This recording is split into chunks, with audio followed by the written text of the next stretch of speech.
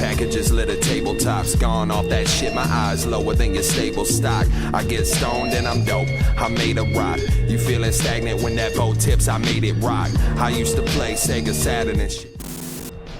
Kill Bill, the rapper, Dennis Nettles, more commonly referred to as Bill or Billy, was born in Waterboro, South Carolina.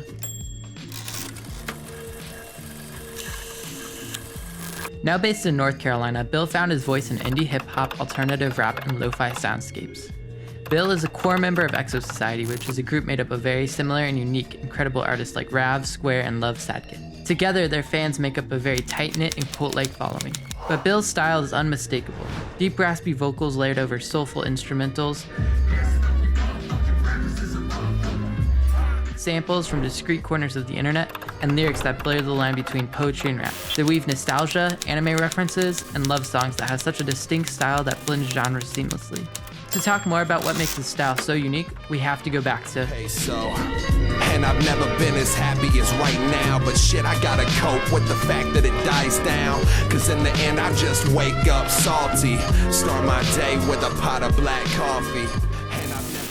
Ramona is my personal favorite album, which is a basic and popular consensus among his fans, but it's for a reason. Released September 13th, 2014 as an underground mixtape via Exosociety's Bandcamp, it boasts 16 tracks and a 51-minute long runtime. Notably, it's a love letter to the Scott Pilgrim franchise and is named after Ramona flowers as a metaphor for idealized happiness, something expressive but unattainable. The album blends nostalgic samples, video game and anime references, jazz rap textures, and lo-fi hip-hop vibes. The lyrical focus is my personal favorite portion of the album and takes the album from good to great. As I mentioned earlier, the songs often feel closer to poems than your typical hip-hop song. The production of the album is not overshadowed either, using some incredibly niche sound effects and references that you might not even catch even after listening for the 10th time. The last and one of the most important features of the album is rap. The day is over, your head full of cerebral kaijus. She tries to comfort you and read your eyes to see inside you. She sees you're hurt, so she decides to give you a hug and seeks to find you as you proceed to feed your ceaseless cycle. Rav is a member of Exociety and has been releasing music for over 10 years. They often collaborate on many of their albums. For instance, Ramona alone, he was featured on a quarter of the songs.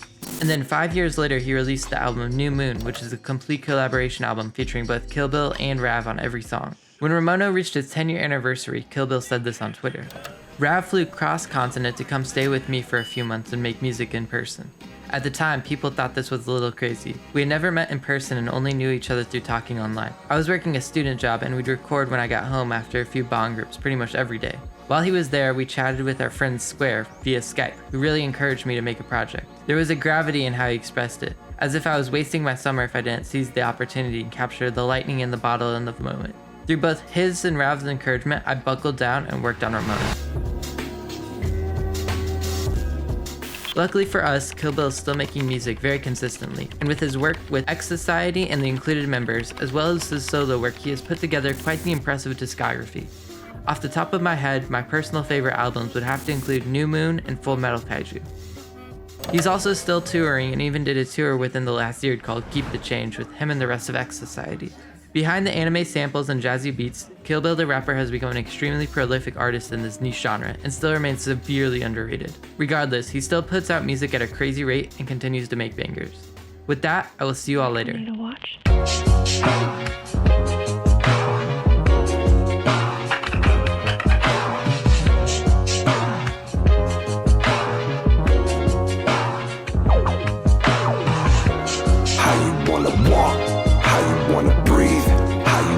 Talk like a G, how you gonna rock when my steeds spin a body out? It's caught up in the fantasy, it's just an RPG.